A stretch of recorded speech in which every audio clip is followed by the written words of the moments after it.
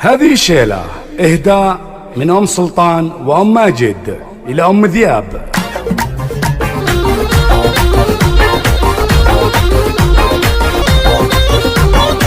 زاني لي بدع القوافي ولا مثالي، زاني لي بدع القوافي ولا مثالي، وبالمدايح جيت اسطر معاني وامدح اللي صيته وقدرها عالي. خزنة ام ذياب وهراه سنافي حرمه ولكن عن 2000 رجالي، ولفزعت فزعتها غير عادية، لفزعت فزعتها غير عادية. يا عسى يفدونها عيال الانثالي، بنت شيخ اللي اعتزى ينطح الهي. هذه ام ذياب والحاقين قالي، شيخة بين العرب نارها حية، شامخة بالطيب مع زين الافعال، وبالاخلاق وهيبه وقوة شخصية، وبالاخلاق وهيبه وقوة شخصية، وبالمواقف ترخص الحال والمال، نفتخرها للامور الضرورية. خزنها الشيخة ونرفع لها عقالي، وتستحق المدح بجمال قوافية. زاني لي بدع القوافي والامثالي، وبالمدايح جيت اسطر معانية،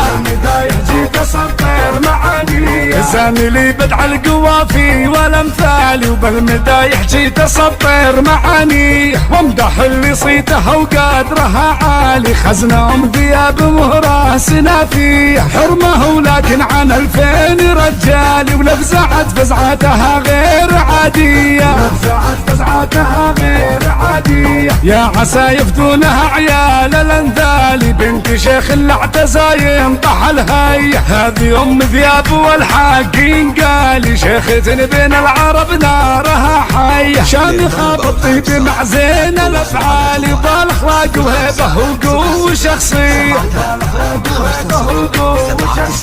وبالمواقف ترخص الحال والمال، نفتخرها للامور الضرورية. خزنها الشيخة ونرفع لها عقالي، وتستحق المدح بجمال قوافية. زاني لي بدع القوافي والامثالي، وبالمدايح جيت اسطر معانية، بالمدايح جيت اسطر معانية. زاني لي بدع القوافي والامثالي، وبالمدايح جيت اسطر معانية وامدح اللي صيته وقدرها عالي. خزنة ام ذياب وهراه سنافي حرمه ولكن عن 2000 رجالي، ولفزعت فزعتها غير عادية، لفزعت فزعتها غير عادية. يا عسى يفدونها عيال الانثالي، بنت شيخ اللي اعتزى ينطح الهي. هذه ام ذياب والحاقين قالي، شيخة بين العرب نارها حية، شامخة بالطيب مع زين الافعال، وبالاخلاق وهيبه وقوة شخصية، وبالاخلاق وهيبه وقوة شخصية، وبالمواقف ترخص الحال والمال، نفتخرها